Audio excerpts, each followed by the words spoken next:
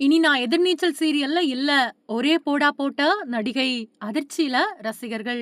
Sun டிவில அமோக வரவேற்பு பெற்று வரக்கூடிய எதிர்நீச்சல் தொடர்கிறது சீரியல்ல ரொம்ப நாட்களாவே தலை காட்டாம இருந்து வந்த நடிகை ஒருத்தங்க இப்போ தான் அந்த சீரியல்ல இருந்து விலகுனத உறுதி பண்ணிருக்காங்க.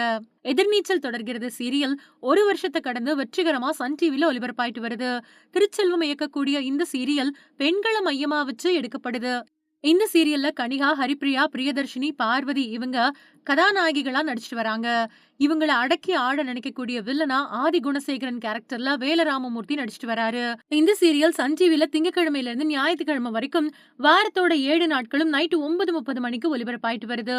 டிஆர்பி ரேஸ்லயும் இந்த சீரியலுக்கு நல்ல ரேட்டிங் கிடைச்சிட்டு இருக்கு. எதிர்நீச்சல் தொடர்கிறது சீரியல்ல ஆதி குணசேகரனோட மனைவியா ஈஸ்வரி கதாபாத்திரத்துல நடிச்சிட்டு வந்தவங்க தான் கனிகா.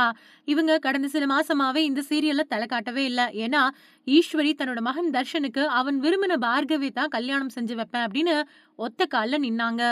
ஆனா அதை எதிர்த்து ஆதி குணசேகரன் தர்ஷனுக்கு அன்புக்கரசியை கட்டி வைப்பேன் அப்படின்னு சொன்னதோட ஈஸ்வரிய கோபத்துல தாக்கிட்டாரு.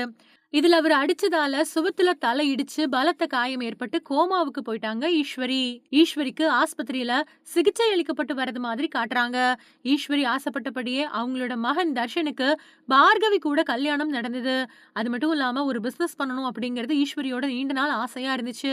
இதுக்காக தமிழ் சோறு அப்படிங்கிற பேர்ல ஃபுட் ட்ராக் பிசினஸ் நடத்தலாம் அப்படின்னு ஐடியாவெல்லாம் கொடுத்துக்கிட்டு இருந்தாங்க ஈஸ்வரி.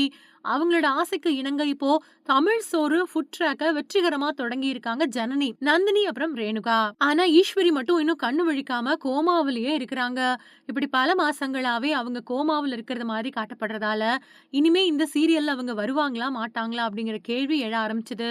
அதுக்கு ஈஸ்வரியா அந்த சீரியல்ல நடிச்சிருக்கக்கூடிய கனிகாவே விளக்கம் கொடுத்திருக்காங்க. அதுபடி தான் இனிமே எதிர்நீச்சல் தொடர்கிறது சீரியல்ல வரமாட்டேன் அப்படின்னு இன்ஸ்டா பக்கத்துல பதிவிட்டிருக்காங்க.